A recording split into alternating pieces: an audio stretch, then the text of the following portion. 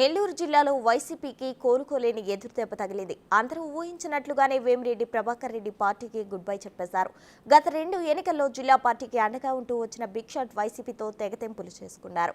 గత ఎన్నికల్లో జిల్లాలో వైసీపీ ఏకఛత్రాధిపత్యం కొనసాగడంలో కీ రోల్ పోషించిన వేమిరెడ్డి పార్టీలో తన మాట చెల్లుబాటు కాకపోవడంతో తీవ్ర అసంతృప్తికి గురయ్యారు. కొన్ని రోజులుగా పార్టీకి దూరంగా ఉంటూ వచ్చిన ఆయన రాజీనామా ప్రకటించి వైసీపీకి పెద్ద షాక్ ఇచ్చారు. ఇక ఇప్పుడు ఆయన వెంట పలువురు నేతలు టీడీపీ బాట పట్టనున్నారన్న ప్రచారం ఫ్యాను పార్టీలో పెద్ద కలకలమే రేపుతోంది.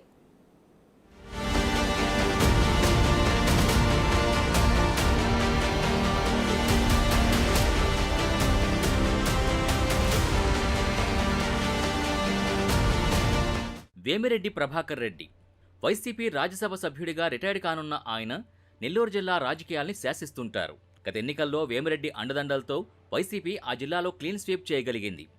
అన్ని అసెంబ్లీ, ఎంపీ స్థానాలు గెలుచుకుని టీడీపీకి జిల్లా నుంచి ప్రాతినిధ్యమే లేకుండా చేసింది. అదంతా వేమిరెడ్డి చలవే అని నెల్లూరు వైసీపీ నేతలు ఇప్పటికీ చెప్పుకుంటుంటారు.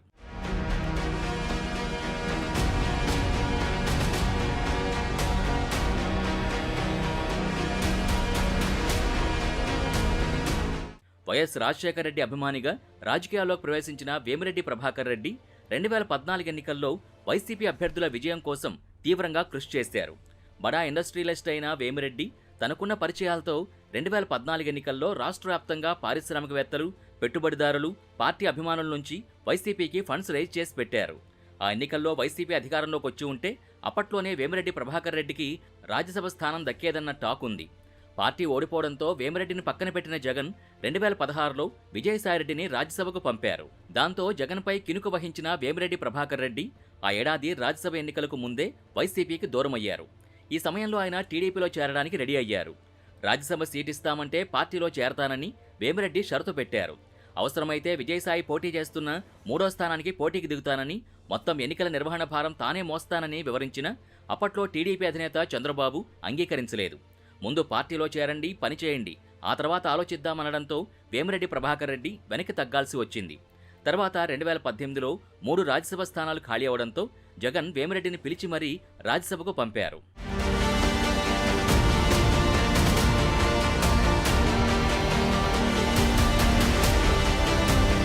రాజ్యసభ సభ్యుడిగా నెల్లూరు జిల్లా వైసీపీ భారాన్ని భుజానికెత్తుకున్న వేమిరెడ్డి 2019 ఎన్నికల్లో పెద్ద ఎత్తున నిధులు సమకూర్చిపెట్టి జిల్లాలో 10కి 10 అసెంబ్లీ స్థానాలు వైసీపీ ఖాతాలో పడేలా కృషి చేశారు.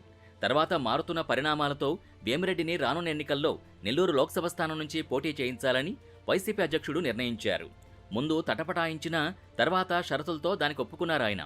నెల్లూరు ఎంపీ సీటు పరిధిలోని 3 అసెంబ్లీ సెగ్మెంట్లలో అభ్యర్థుల్ని మార్చాలని షరతు పెట్టారు.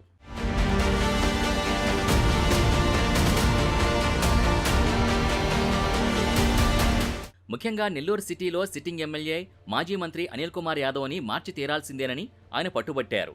దాంతో అనిల్ యాదవ్ నరసరావుపేట ఎంపీ అభ్యర్థిగా షిఫ్ట్ అయ్యారు.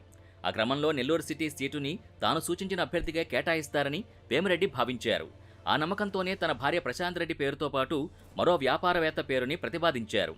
అయితే అక్కడ నెల్లూరు రాజకీయం మారిపోయింది. వైసీపీలో కుదుపుకు కారణమైంది.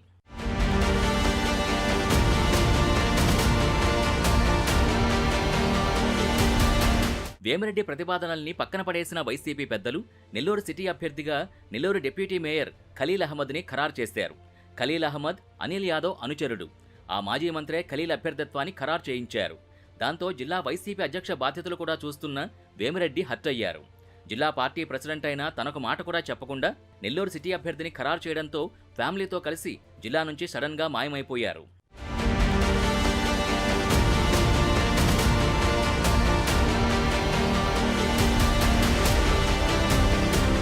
నెల్లూరు ఎంపీగా పోటీ చేయనున్న తనని ఖలీల్ గురించి ఎలాంటి అభిప్రాయం అడగకుండా క్యాండిడేట్గా ప్రకటించడాన్ని అవమానంగా భావించిన వేమిరెడ్డి అప్పట్నుంచి అలకబూనారు.